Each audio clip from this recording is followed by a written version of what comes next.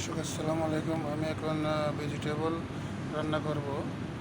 আমি নিচ্ছি এখানে ক্যাপসিকাম, বেগুন, লাউ, পটাটো, আলু, এগুলো নিচ্ছি। এখন আমি এগুলো পাক করব। অনিয়ন দিব।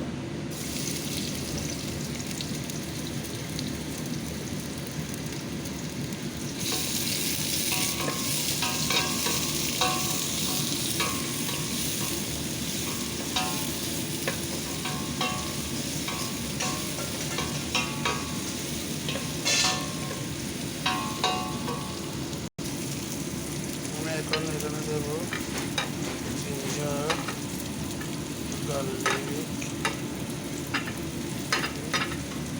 নারকেল নেব।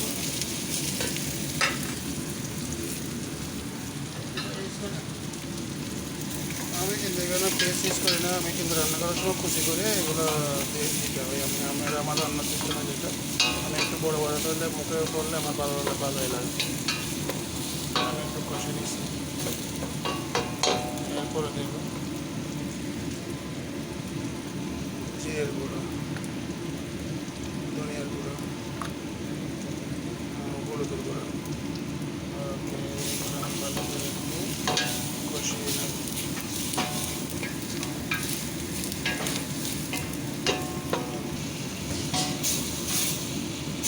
একটু পরিমাণ মতো পানি দিচ্ছি, মশলাগুলো লেগে যায়, এই জন্য আমি একটু পানি দিচ্ছি।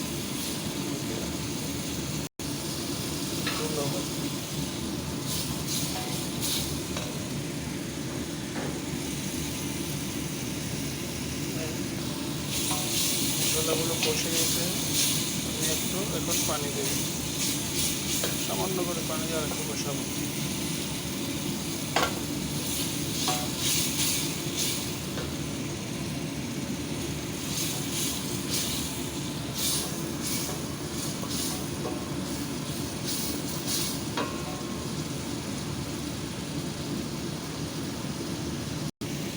এখন দিয়ে দেবো টমেটো কুচি।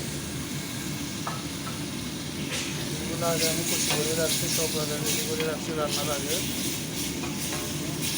একটু এগুলো কষা হয়ে গেলে আমি ভেজিটেবলগুলো ঢেলে দেব। দেখতে অনেক সুন্দর, আপনারা ট্রাই করতে পারেন। তো আদা রসুনগুলো কুচি করে দেবেন, পেস্ট না করে, মুখের মধ্যে ভেজিটেবলের সাথে গেলে আলাদা একটু ভালো লাগে। আর যাদের ভালো লাগে এরা পেস্ট করে দেবেন, যাদের ভালো লাগে না দেবেন না। যাদের ভালো লাগে এরা একটু কুচি করে দেবেন। আমি কুচি করে দিচ্ছি, আমার ভালো লাগে এই জন্য আমি কুচি করে দিচ্ছি। ওকে, এখন আমি ভেজিটেবলগুলো দিয়ে দিই।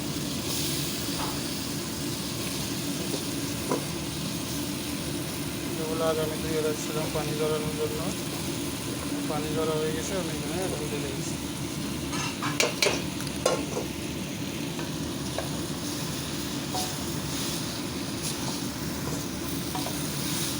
এখানে বেগুন, লাউ, ক্যাপসিকাম, আলু করছি লম্বা করে কেটে দিয়েছি আলুগুলো।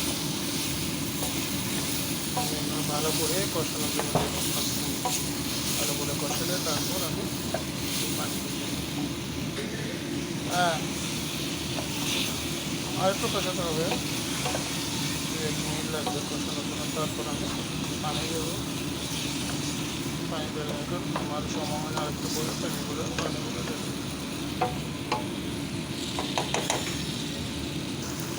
ছোটো করে চিংড়ি মাছ কেটে দিচ্ছি। এগুলো বড় বড় চিংড়ি মাছ, আমাদের দেশে চিংড়ি মাছ নেয় না। এগুলো 100-150 গ্রাম হবে। 1 পিস 100 গ্রাম 150 গ্রাম হবে। আমি এগুলো এখন 3 পিস 4 পিস এগুলো কেটে টুকরো টুকরো করে দিই। মানুষ যখন এখানে বেশি 4-5 জনা খাবে, এই জন্য আমি টুকরো করে দিচ্ছি। আমার এগুলো এখন কষানো হয়ে গেছে, আমি একটু এখন পানি দেবো।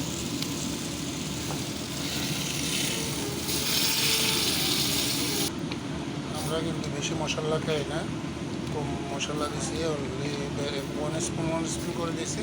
আমরা বেশি ব্যবহার করি না এখানে। আমরা প্রবাসী লোক, তো এগুলো আমরা নিজেরা বানাই। মানে অল্প করে, বেশি চাল খেতে পারি না, মশলা কম খেতে পারি, এই জন্য আমি মশলা কম দিচ্ছি।